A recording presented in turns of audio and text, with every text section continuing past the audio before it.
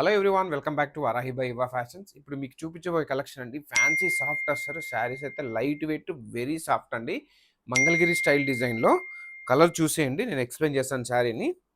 First colour very light weight అండి, not even 400 grams కూడా ఉండకపోవచ్చు, అంత లైట్ వెయిట్ ఉన్నాయి.